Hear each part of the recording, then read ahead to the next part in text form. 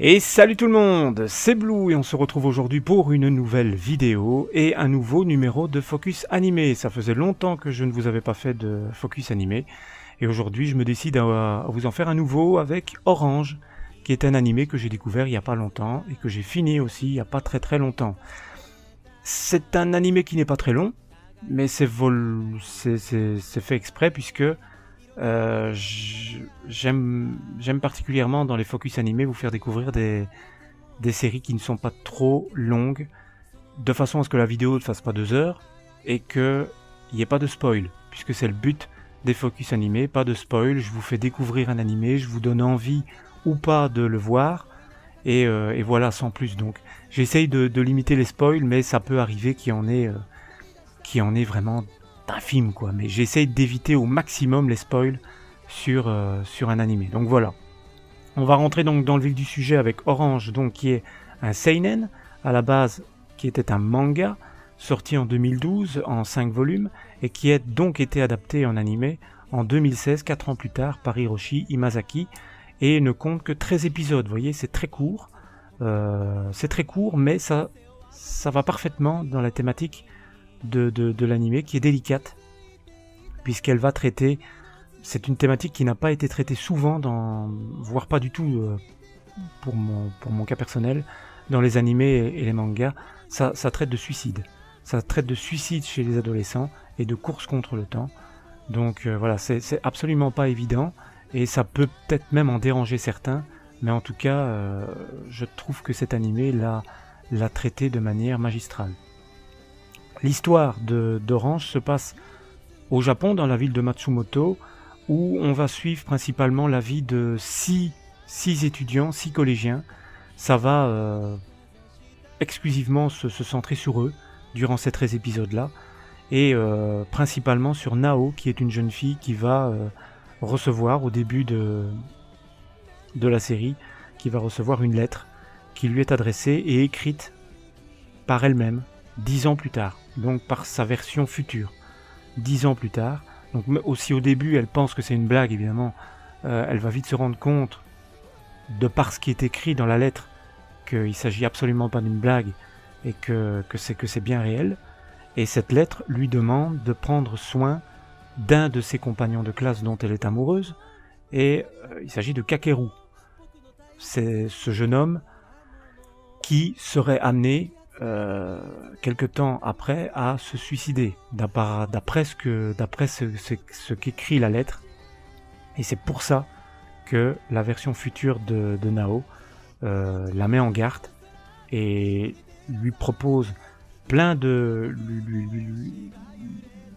va lui proposer plein de conseils, va lui écrire plein de conseils dans la lettre pour essayer de changer les choses, pour essayer de le sauver, pour essayer de lui faire reprendre goût à la vie, pour essayer de changer le cours du temps.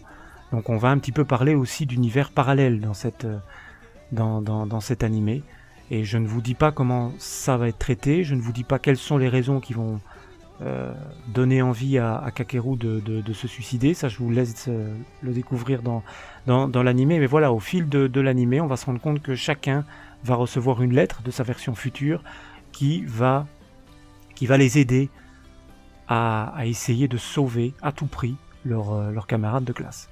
Voilà. Et ça, je pense que l'histoire d'Orange tient en ces quelques lignes. Ça ne va pas plus loin, c'est pas plus compliqué, mais en même temps, c'est un sujet qui est, je vous l'ai dit, assez délicat à traiter, et ma foi, cet animé s'en sort très bien, puisque il est très bien. Je trouve qu'il est très bien adapté et qui fait ça de manière magistrale. Alors dans cet animé, on peut, au niveau des personnages, je vous l'ai dit tout à l'heure, ça va tourner autour de 6 personnages. Il y en a d'autres, mais c'est vraiment des seconds plans, quoi. Ça va vraiment tourner autour de 6 personnages. C'est principalement eux qu'on va voir à chaque fois. Il s'agit donc de Nao, qui est le personnage principal, cette jeune fille qui va recevoir la lettre, qui va essayer d'aider le jeune homme dont elle est amoureuse, et voilà, qui va tenter, grâce à sa version future, de changer le cours des choses, de changer le futur. Ensuite, on a Suwa, qui est un jeune homme, on peut dire que c'est l'athlète du groupe, sportif et marrant. Il est amoureux de Nao, il est amoureux secrètement de Nao. Ensuite, on a Takako, qui, elle, c'est la plus effacée du groupe. Hein. Je pense vraiment que c'est la plus effacée. Enfin, à mon sens, c'est un avis personnel, mais c'est la plus effacée du groupe. Mais pas la moins intelligente, ça vous le verrez. Ensuite, on a Agita, qui lui est l'intello du groupe. Et qui est secrètement, on va le piger durant la série, qui est secrètement amoureux de Azu, qui, elle la fanfaronne, la comique de la troupe, enfin la comique du groupe. Et en dernier, on a donc le personnage qui va être au centre de toutes les attentions. Il s'agit de Kakeru, puisque c'est lui qui va tenter de se suicider et qui va donc voilà, c'est lui que vont tenter de sauver ses camarades. Et voilà, tout va tourner autour de ça durant cet animé. Alors je vais ici vous donner mon avis par rapport à plusieurs points, hein, notamment d'abord le scénario. Ben, le scénario, première chose que je peux vous dire, c'est que c'est pas un scénario qui est complexe. C'est pas un scénario qui est compliqué. Pour ceux qui aiment ça, j'ai pas envie de dire passez votre chemin, mais bon voilà, vous serez peut-être un petit peu déçus. Et pour ceux qui aiment pas les choses alambiquées, un peu complexes, machin, les trucs qui donnent mal à la tête, rassurez-vous, c'est pas du tout le cas d'Orange, qui est assez facile à comprendre, même très facile à comprendre. Ça se laisse couler, franchement. Je pense que pour les amateurs d'animés qui ont l'habitude de regarder beaucoup d'animés d'une traite, ben, vous allez enchaîner cet animé-là en un jour, je crois. Pour les plus hardcore d'entre vous, je crois que ça sera en un jour. Moi, j'ai pas pu, mais sinon, je pense que je l'aurais fait en un jour. Donc voilà, c'est un animé qui, donc le scénario est simple, mais fait beaucoup réfléchir. Et ça, je vais y revenir après. Fait énormément réfléchir. Ensuite, la musique.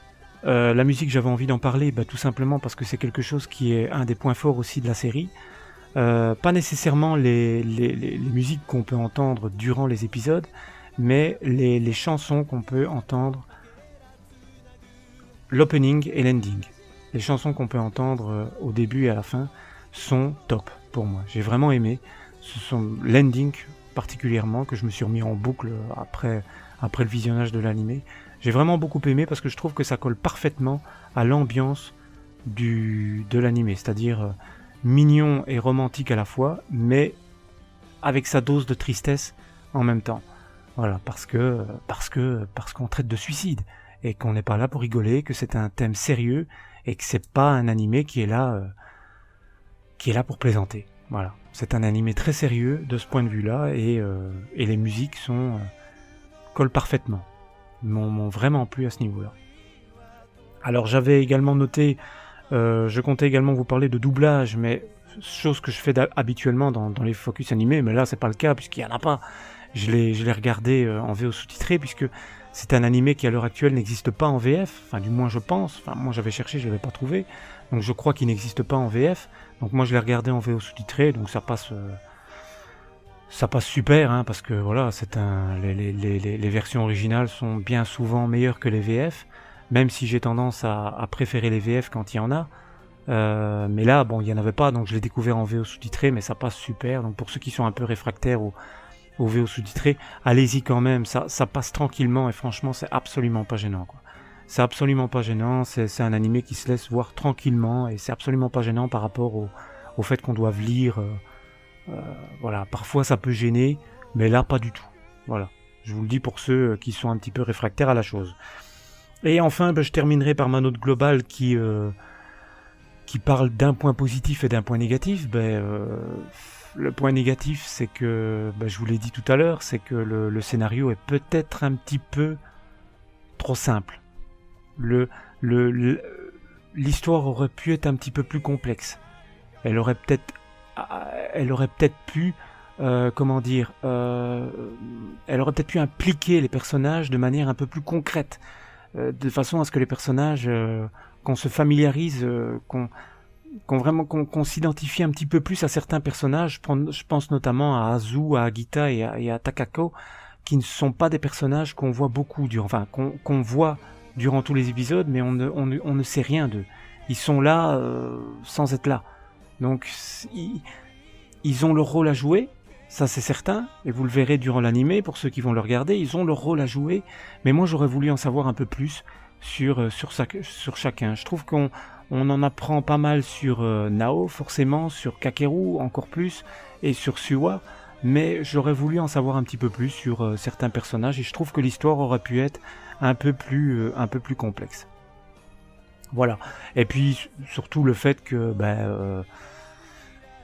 à la fin, comme beaucoup d'animés, qu'est-ce qui se passe? C'est qu'on s'est attaché au personnage et on a envie que ça continue, on a envie d'en savoir plus sur certains personnages, on a envie que ça continue tout simplement, quelle que soit la fin, et je vous la dirai pas bien sûr, mais quelle que soit la fin, on a envie que ça continue. On a envie qu'il se passe encore des choses, on a envie, voilà, mais bon, ça c'est ce qui se passe à chaque visionnage d'animé. Pour ma part, c'est toujours pareil. Sur tous les animés, bon, les animés qui ont la chance d'avoir une saison 2, une saison 3, c'est génial. Mais dans ce cas-ci, Orange n'aura pas de saison 2. C'est une saison unique de 13 épisodes et puis c'est tout. Donc voilà, quand l'animé vous plaît, il faut mettre une barrière à la fin et c'est pas toujours évident quand ça vous a vraiment plu. Voilà, donc le point positif pour moi, donc ça c'était point négatif s'il faut vraiment en donner, mais le point positif pour moi c'est le fait que cet animé-là fait beaucoup réfléchir.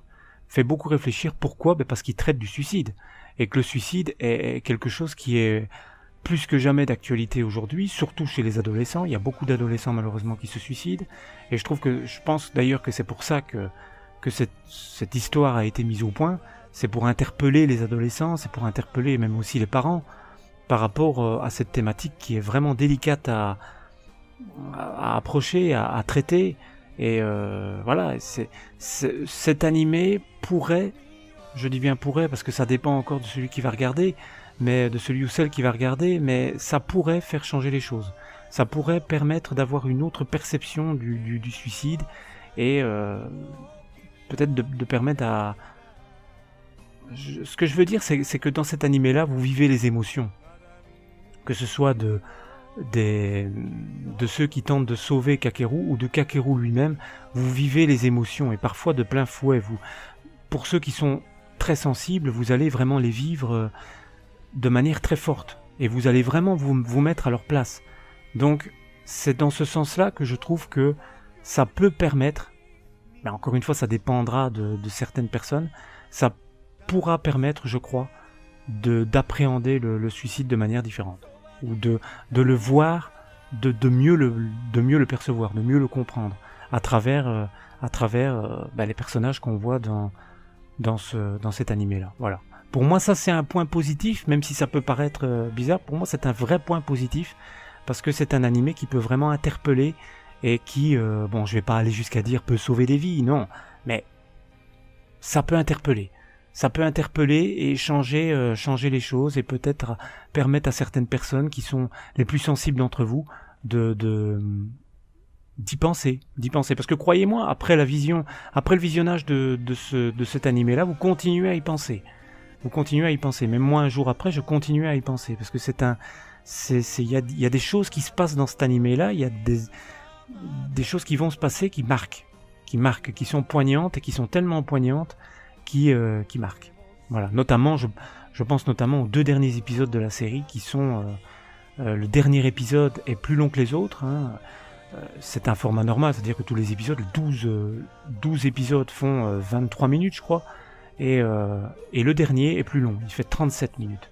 Parce que là, on clôture le truc, on clôture la série. Et voilà, mais principalement, les 2 derniers épisodes m'ont beaucoup plu. Parce qu'ils sont beaucoup plus poignants, beaucoup plus forts que tout le reste de l'animé. Voilà, donc ça c'était mon avis par rapport à cet animé-là. J'espère que ça vous aura plu. Donc, dans les commentaires, n'hésitez pas à me dire ce que vous avez pensé de la vidéo. N'hésitez pas à me dire si cette vidéo vous aura donné envie ou pas de voir cet animé-là. Et pour ceux qui l'ont déjà vu, n'hésitez pas dans les commentaires à donner sans spoil, évidemment, pour ceux qui ne l'auraient pas vu, ça serait sympa. Sans spoil, n'hésitez pas à me dire ce que vous en avez pensé, à me dire quelles sont les choses auxquels vous avez pensé après cet animé? Est-ce que ça vous a fait réfléchir? Est-ce que ça vous a permis de voir le suicide de manière différente? Vous n'êtes pas obligé de répondre à tout ça, mais je veux dire, dites-moi ce que vous voulez, si vous en avez envie. Et comme ça, on partage un petit peu sur cet animé. Moi, je vous dis à bientôt pour une prochaine vidéo, certainement review DBS. Et j'espère donc que cette vidéo vous aura plu. Salut tout le monde!